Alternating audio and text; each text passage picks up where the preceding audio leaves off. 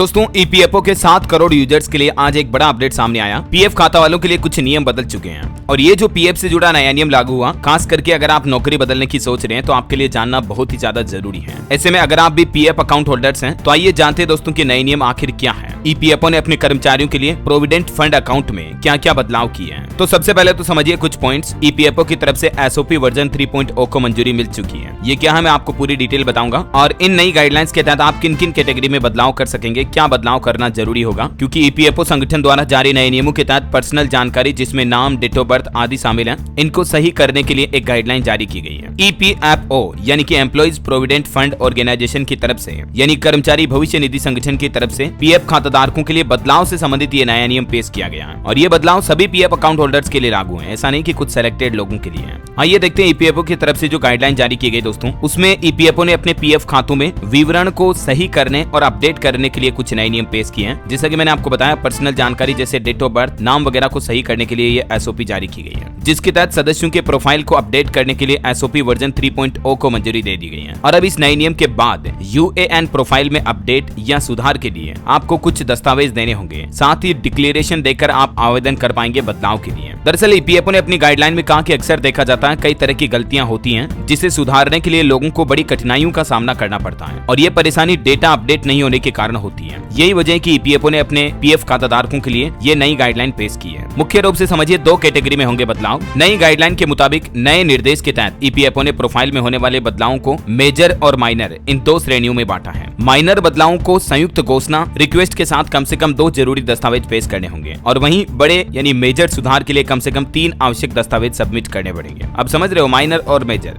ये 2 बदलाव लागू किए हैं। मतलब छोटा मोटा अगर आपको अपने पीएफ खाते में प्रोफाइल में कुछ अपडेट करना है तब आपको 2 डॉक्यूमेंट देने पड़ेंगे छोटे बदलाव के लिए, और बड़ा बदलाव अगर कोई करना, प्रोफाइल में बहुत सारी चीजें अपडेट करनी है, तब आपको कम से कम 3 ऐसे डॉक्यूमेंट देने पड़ेंगे प्रूफ के तौर पर, तब आपके पीएफ खाते में ये सब कुछ चीजें अपडेट हो पाएंगी। और ये भी ध्यान रखना जरूरी है कि आधार से जुड़े बदलाव के मामले में आधार कार्ड या एक्टिव मोबाइल नंबर से जुड़ा ई आधार कार्ड सहायक दस्तावेज के तौर पर काफी होगा, यानी कि ये देना अनिवार्य होगा, है ना। तो ईपीएफ खाताधारकों के लिए पीएफ खाता की प्रोफाइल से संबंधित कुछ विवरण यानी बदलाव से जुड़े ये नई गाइडलाइन का अपडेट आपको जरूर जानने मिला होगा। और भी आपके मन में कोई सवाल है इससे संबंधित तो कमेंट करके पूछेगा मुझे, और बाकी इस वीडियो को लाइक और शेयर करना, डीएलएस न्यूज चैनल को सब्सक्राइब करके बेल आइकन जरूर दबा देना रोजाना ऐसे इन्फॉर्मेटिव काम की खबरें देखते रहने के लिए। जय हिंद, जय भारत, वंदे मातरम।